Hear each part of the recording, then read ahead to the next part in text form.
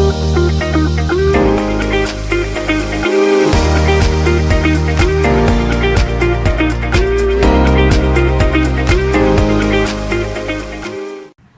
everyone, I'm Demi and welcome to Paytaka Talks episode 21. Joining me today we have our CEO Dr. Jomar Tagana, our Chief Marketing Officer Sir Aaron James Almadro, and our special guest for today. He is one of the owners of our partnered merchants here in Ormoc City, and he is recognized as one of the local historians here in Ormoc. We have Sir Noel Barquera of the Alto Peak Chocolate. Sir, welcome to Paytaka Talk. Thank you so much for having us here. So we usually do our shoots at our office. So we are really grateful that you have allowed us to use your establishment as one of our locations. And sir, would you like to share to us the history of Alto Peak Chocolate? Yeah. I'm Noel Barquera. I'm the owner of Alto Peak AgriVentures Inc. It's already a corporation. But under that, we have Alto Peak Chocolate Processing, which is more on the manufacturing side. And also we have Amendawin Cafe, which we have two. This one, the main branch, and also in SM Ormoc, which we have also our Pitaka for part of our merchant.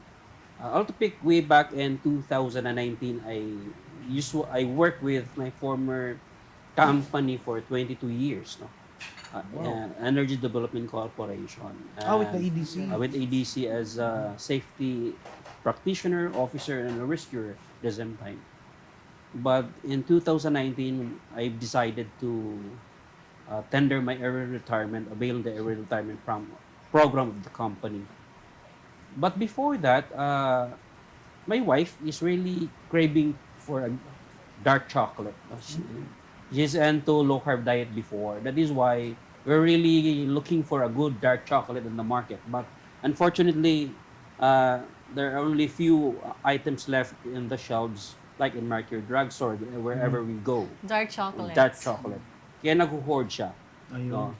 So that is why the thinking of a husband, like nagpapa-impress, kumbaga, is why not I will create a chocolate for you.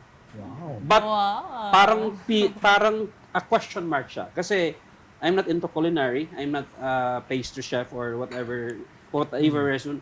Kumakain lang talaga ako ng tsokolate. That's it. Period. But nung pumasok ako sa industriya, hindi ganun kadali. Kasi I'm the very first Litenyo who produced chocolate. Beyond Tablea. No? I'm the very first chocolate maker in Ormoc as well. So wala kang pwedeng mapag-benchmark. It's really a study, it's really a passion, at the same time, hard work. So nung nag-isip na ako anong pwedeng negosyo, what comes into my mind is to do cacao farming, which is that, no? But napakahirap din, no? Sabi ko, kung mag-cacao farming ako, may na-meet ako na mentor, sabi niya, it will take you 3 years bago ka pa makapag-harvest. Yes. No? So, tatanda kang bigla, maubos na yung retirement package mo, wala kang pera. Sabi na, why not start in the midstream? So, kaya pinasok ko yung tsokolate. But unfortunately, wala naman tayong chocolate academy sa Pilipinas. Wala ka naman pwedeng somewhere dito, wala namang gumagawa, or even in the region, wala. So I went to Davao, which is our chocolate capital in the Philippines. I went to Davao, which is our cacao capital in the Philippines, and tried to learn the industry. Pagbalik ko, wala pa rin, parang empty mind pa rin ako, but full of hope na gawin ko siya. That is why, October of 2019, I already produced my first 2 products, which is Tablea and the 70% dark chocolate. Parang isang fulfillment of a promise na parang it's a love story in the making. No? So, it's a love story in the making na talagang yun. Ang tagal mo na bago niya natikman yung chocolate. She was craving, di ba? Your wife. But she's buying local, whatever available in the market. But the fulfillment of that promise, yung promise ko is, nagawa ko siya within that year by availing the early retirement, entering the industry, and creating our own Alto Peak chocolate. So you were the first you are the one who made the first, sabihin natin, mix of the chocolate. Lahat Ikaw naman talaga. ng product dito Ikaw mismo I lang develop yan. everything. Wow. I develop everything and From scratch. just from bean to bar, we call it bean to bar Oh. process. Galing sa buto, Hmm. pinaprocess natin para maging chocolate bar. Kasi yung taste So, tester mo, So, lahat naman dito I develop everything 70, 80%, 94. So, but it's a more on market-driven development kasi yung merkado naghahanap na meron pa kayong ganito, meron pa kayong ganito. So, I develop eventually, especially na hindi naman ako pastry chef na may background and developing a lot of things, no? So, dahan-dahan siya na parang binubuksan ko yung industriya sa Ormoc at even in Leyte na bigla siyang nakilala yung ay pwede palang magtsokolate yung isang ordinaryong tao sa industriya kumaga. Kasi in a real sense, in a big picture, I am part or I am entering a billion-dollar industry in the whole world. yes. In the whole Yes, world. chocolates. Chocolates. So yun po yung then eventually pandemic. Mhm. So pandemic 2020 March 16 of 2020, Yes. we are the second city in the whole country that closes our border. No? Pagkatapos ng declare si Digong, si PRRD ng March 15 lockdown. Yung 16, mayor namin dati, si Mayor Richard, nag-lockdown din kami on the, On the the 16. following day. Yes. The following day. We close our border, walang trabaho, wala lahat. But I never stopped. I never stopped because during that period, I concentrate myself in R&D, Mhm. research and development, product dev. Dine-develop ko siya in a 25 square foot facility dun sa corner. Oh, dito sa Sa corner, no. Ako lang mag-isa, isa sa room.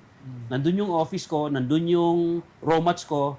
I started my activity at 6 a.m. at umuwi ako sa bahay ng 3 a.m. Wow. Just a 3-hour sleep continuous, no? Every day. Monday to Sunday. So yun yung passion, yun yung dream, yun yung passion na yung dream na may passion ka at may dedication sa work, no? So out of the first two products that I have, siguro I have more than 20 varieties right now. And nanganak na din siya from a sole proprietor, naging corporation na din siya. At nanganak na siya ng 2 cafe. Yes. And right now, we are available in Landmark, Manila. Wow. 3 branches in Landmark, Manila, and possibly entering Cultura and Duty Free. Nice. And just yesterday, if you know Albert Veloso, Yes. Molias, Well, yes, yeah. he was here yesterday with a Japanese partner, and soon to be we are signing MOU Yes. for a sole distributorship of our product in Japan. Wow. So, yun po yung journey niya. It's a 5-year journey from 2019 until today, no? And Very Yun- fruitful. ganun siya ka-rich. And also, we adopt a type of model which is social enterprise, no? It's more on corporate social responsibility. We collab with the prisoners in Aboyog, Leyte, and Colunya. We collab with the local weavers of Baybay, the cacao farmers, the local artists of Ormoc. And that social enterprise also is somewhat like spreading the love, spreading the sweetness of the chocolate to our kababayans, to our fellow Ormocanons, and even outside Leyte. Yes. So that is why we garnered some awards there. It's the national awards, the regional awards, the local awards. It's a testament of our dedication in running a business which focuses not just on earning profit but also conserving the planet and also serving our people. Grabe, no? Actually, I've noticed nga behind us, there are a lot of Banig products. That's why you have a partnership with Summer Weavers na rin. Yeah. For the But- packaging. Bye-bye weavers are secondary packaging for the bye-bye. The Baterol is from the Colonia, the prisoners of Baboyo. So yun ang ginagawa, mga PDL. And those are paintings of our local artists here in Ormoc. Some of those are commissioned by my wife Celeste, but some of those are really for sale. So in this small cafe, we almost sold like almost 1 million cost of paintings by the local artists. No? Wow. Oh. In it's a year. just recently lang, in this year lang. Hindi pa tapos ang year. We're able dahil may mga collectors na nakikita yung mga potentials nila, and this serves out, no? Marami, parang melting pot kasi itong to pick all the visitors of the city, local government. Nandito. They really drop by. They drop by talaga. They visit. They're curious kasi nakikita na nga sa mall yan, to pick, nababalitaan, naririnig. So they really drop by talaga. And it's very fitting sa klase ng product kasi di ba si Kwate or ganito, di ba? It's part of Filipino culture. Culture. It is. Yes. Especially lalo na sa atin sa Eastern Visayas. Yeah. That's you have a table like this with a conversation with some si Kwate and The touch of Filipino culture talaga. He cultivated it. Not only a social enterprise but also promoting culture and tradition. Tourism, local Yes. tourism. Culture and tradition, which is we are promoting heirloom recipes, which is the Puto Maya. When we opened the cafe, our very first menu isa lang, Puto Maya Sikwati lang. Puto Maya Sikwati. That's the suman and the mango. Ano pa tayo noon? Signal number 2 nung bagyo na naglandslide sa Baybay. Oh, And I open, wala pa lahat to bare lahat. And we are so worried kasi nung lumabas ako, yung pila ng sasakyan from doon sa chapel papunta doon sa kanto, punong-puno, tumutulo. So, but right now we have like more than Puto Maya Sikwati, we have turon, we have kabkab, and other recipes na usually matitikman mo lang during Lenten season, during fiesta, may mga patron. Those are recipes na talagang hindi mo basta-basta matitikman sa mga local cafes. When we think about the concept, commonly, yung mga cafes is producing parang pare-pareho. Pastry, cakes, cookies, pasta, yun commonly, yun lang yun. At saka coffee. No? But here, more on a chocolate shop, we promote talagang tablea base o chocolate base. Pero may mga lasang Pinoy talaga. Our all the breakfast offerings, our bundles, our food. So lahat-lahat dito is more on a gastronomical experience flavor. na talagang local flavors. Sariling atin. Speaking of local flavor, you mentioned ni Sir Noel kanina, si Albert is also an acquaintance of ours. Actually, we will also have a partnership with Terra Global, their company. They'll be soon accepting Bitcoin Cash As on their their platform. not only for yung exports, Yeah. pati sa Japan. Pati sa Japan, they have local mga shops partners. dito sa Japan. Yeah. So it's amazing. Magkikita-kita rin pala tayo sa Japan. Oh. They were here yesterday. No? Oo. They were here Yes. yesterday. Oo. Kasama nila si Makoto. Oh, Actually, second time na nila. We've met in Manila. And but before that, like 3 years ago, we're really planning talaga to scale up. Kaso lang, nag-pandemic, kaya nabuhay na naman yung idea like few months ago. Tapos, parang pinuntahan nila ako sa trade fair sa Manila with the two Japanese partner Yes, and even the Taiwanese partner. Tapos, yun yung usapan. Then, nagpunta sila kahapon just to finalize everything. Tapos, nagkaroon na rin sila ng isang logistic partner in Manila na from here in Ormoc, isi-ship out ko sa Manila, na the logistic partner in Manila will do everything from Manila to Japan. So yun yung concept. Nice. Going international. Going international. It's the first Hope and time- pray.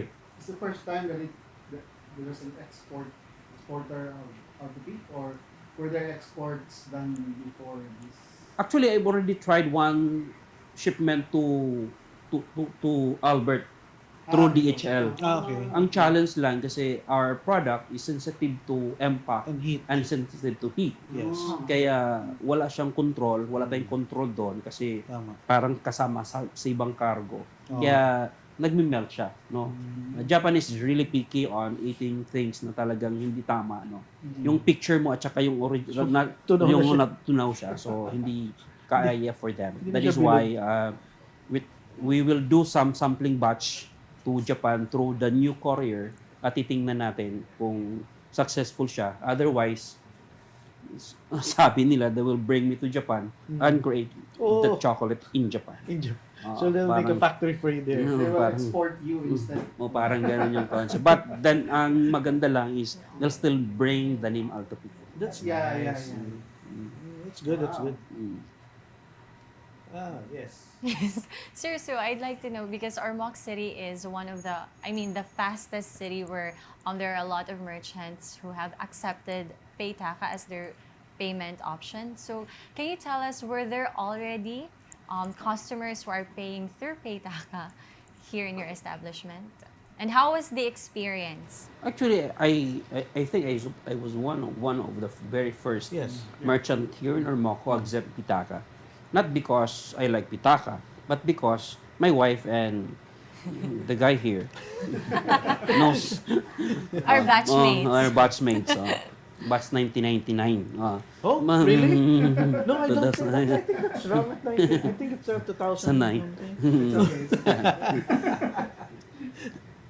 It's okay, it's not but your right birthday. now, mayroon naman talagang bumibili, no? Mayroon naman talagang bumibili. But I think in Ormoc, isa kami sa mga merchant talaga or vendor na we are really aiming for a digitalization. Yung concept talaga na cashless transactions. Kaya kahit maliit lang to, we have already mga 2 years back, may debit credit terminal na kami. No? May Maya na tayo. Even during the pandemic, of course, GCash is there. No? Yes. No, mayroon tayong GCash or bank transfer.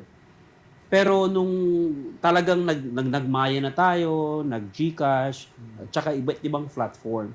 But even that, in 2019, nagpunta pa kami sa Maynila ni Celeste to learn more about different concepts. Kaya doon pa namin nakilala si Grab. Kakaumpisa lang ni Grab, ni Lala Move, ni yung mga Flash, lahat-lahat pinuntahan namin, even yun si Angkas, even yung mga ganong concept, pinuntahan talaga namin at tinitingnan namin kung ano yung potentials to bringing this type of mga system to Ormoc.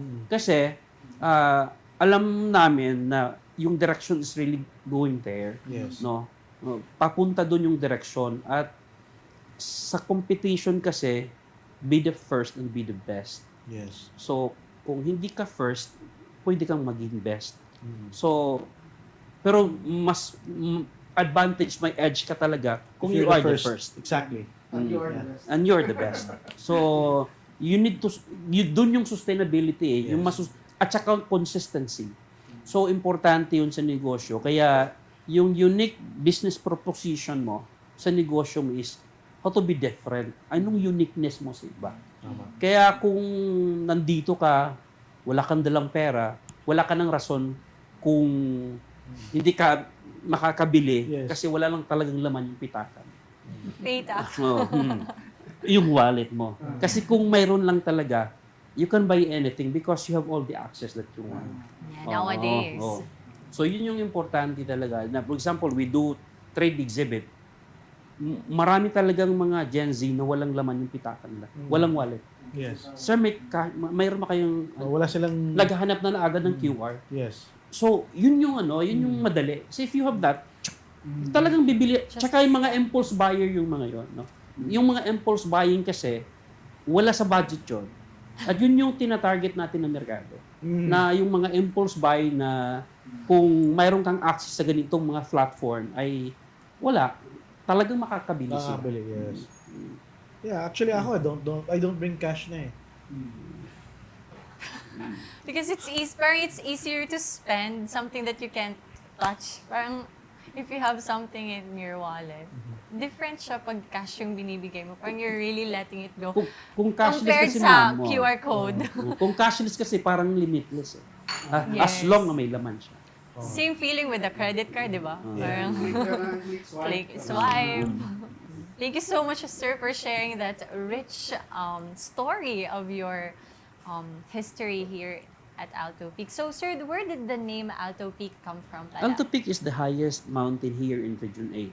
It's a 1,312 It's in Ormoc. MESL. It's a border of Haro, Haro Leyte, yeah, and Haro and Ormoc. Ormoc. So kung kung pupunta ka sa Alto Peak, likod nun Haro. Tapos kinaganggang 'yon, no. Tapos sa harap is Barangay Kabingtan. But the whole stretch is Amindiwin mountain ranges yun. Pero it's still Oh. contested kung kanina yan. Ormoc or Haro. Actually, kung Sila eh. hatiin mo yung bundok, actually facing Haro. But the most of the majority of the whole mountain is nasa talagang geographical location of Ormoc. Oh, so yun yung ano, when I conceptualize that, the idea of ano yung pangalan ng product ko is about it's give me idea na it's the peak, no, it's always summiting, it's about excellence, pursuit of Always excellence. climbing. So kung nakikita mo yung logo, makikita mo yung you need to be on the top. Hindi pwedeng nasa baba ka. So it give you a vision na dapat nasa taas ka. So you're new in the industry, but it doesn't mean na parati ka lang nasa baba. You can climb on the top of the mountain, yung peak. Tsaka sa Feng Shui, it letter siya. Alto peak. Alto na, peak pa. May redundancy. So yun yung ano. But on the business side, it's about pursuit of excellence talaga. Na talagang summiting siya, hindi talaga pabagsak. So yun yung ano, yun yung idea of creating the name Alto Peak. Imagine niyo, no? 20 plus years siya sa ADC, si Sir Noel. Pero medyo yung utak niya pang businessman talaga. Yun yung ano. Meant to be He's meant to be. He's meant to bring the chocolate business. to the rest of you know. the region and the world. Yes, Maybe we Japan can compete with expansion. Davao na rin. Soon. The goal kasi is parang go local eh. Pero more on parang yung thinking mo is not just Ormoc. But dapat kasi yung thinking mo doing business is borderless. No? Kung for example nasa trade exhibit ka tapos yung target market mo is taga Ormoc lang or taga Tacloban lang or the national lang, parang ang dami nagko-compete eh. Everybody is aiming that they're the best. They taste differently. Yeah. Unique yung taste nila. Pat yung markado hindi ganoon eh, no? Mayroon talagang niche market for this, no? May mga niche market talaga na I am a chocolate maker and also a chocolatier. So I offer also chocolate products na usually hindi nagagawa ng iba. So that is why yun yung direction natin. Hindi lang chocolate making na bean to bar process but also create a confection na talagang different from other brand. We do chocolate bonbon, chocolate truffles, chocolate pralini or praline. So yun yung mga target natin na may merkado for that, no. Usually pag napunta ka lang ng Europe, Hong Kong, Singapore, Vietnam or somewhere in Thailand, doon mo lang sila matitikman. Kung into travel ka talaga, nakikita mo siya, ay meron palang ganito. But when you hop in Ormoc, ba't meron dito? Parang masu-surprise ka na lang na mayroon palang ganun sa isang maliit lang na lugar like Ormoc. Meron ka sa parang benchmark na global brand na gusto mong isipin mo Alto Peak should be at this level or beat them possibly. Anong global brand yung Maraming competing eh kasi si Lend nandun na talaga siya, tapos ang dami talagang competing outside, pero hindi yung tingin ko competing with them. These companies are really $1 billion talaga, but yung presence lang natin sa Japan, ang sinabi ni Bro Albert na walang local Filipino brand in Japan na nagbebenta ng chocolate. That alone is already crossing border to that area alone means a lot to us na it's a promising opportunity na yung isang local chocolate maker, chocolatier from a small city like Ormoc tumawid, no, in a faraway land na nagdala ng isang local na produkto. And the effect of that is exponential. Kasi social enterprise yung model natin. Ibig sabihin nun, pag nakapunta tayo doon at nadala natin yung produkto natin, ibig sabihin, maraming farmers na matutulungan, maraming vendors, marami tayong partners eh. Dami nating partners. So you source your cacao from Eastern Visayas? Like, Or, 70% is outside Ormoc, outside Yes. generally Davao. Mm. Yung 30% is locally sourced. No? May doon Northern Samar tayo, may Southern Leyte, may Mérida, may Matag-Ob, may Ormoc. So, iba't ibang lugar kung sinong willing magbenta cacao to us, no? As long as the quality there, Yes. selling as quality beans, no? So yun yung ano natin, yun yung challenge na hopefully marami pang cacao farmers na mag-produce para magkaroon din tayo ng malaking production sa Ormoc or dito sa Alto Peak. Alright. Regarding your products mo, Sir Noel, no? From the bar, tapos you have pralines, tapos besides yung mga food na binibenta mo dito, you also have Bengo Dip Chocolate. Yeah.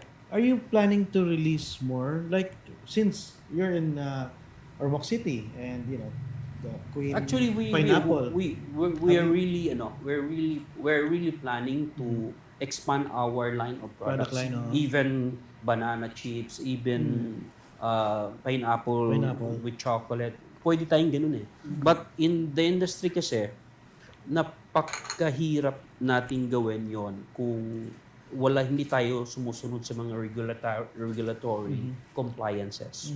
So importante yon na as you expand your product, you also comply with our regulations. Otherwise, baka nandun ka nga sa merkado, may demand, tapos bigla ka na lang ipapasara kasi you're not complying with local, regional, or national regulations. So importante yun. Kaya actually tinitingnan na natin yan even 5 years from now, mayroon na tayong mga within this year, mayroon tayong like chocolate spread, yung mga ganung bagay na which is in line also with our product. Pwede mo vertical, horizontal, ang dami po yung pwedeng gawin. We do even Kakawan program which is Kakawan 101, it's a experiential tourism concept which kahit mga bata nandito, they can roast, they can do cracking winnowing and everything hanggang maging bar, chocolate siya. Tapos yung pwede nilang dalhin yung ginawa nilang chocolate. So we offer that already, we run that already. Workshops, you offer workshops? Yeah,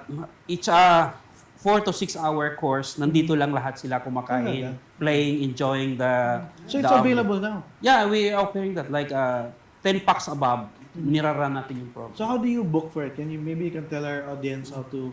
Yeah, just a group of 10 people, then I can run the program. I-block lang natin yung schedule natin. Oh, nice. Like for example, ngayon, hindi masyadong matao. Like 12 o'clock and onwards, yun yung usual schedule natin. Even yung last kong run is a birthday party.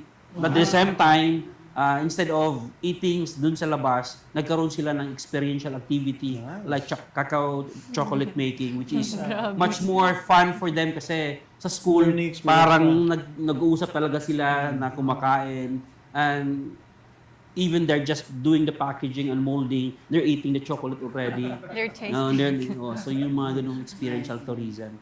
And I think this is the very first experiential tourism here in Ormoc na iwan ko lang sa east side, no, sa Waray-Waray side kung mayroon ng ganon. But I think I'm the first here to offer experiential tourism on chocolate making. Mga fast food lang yun, gagawa ng pizza. Usually mga pizza cam, yun yung mga dati Yeah, this is good, very good.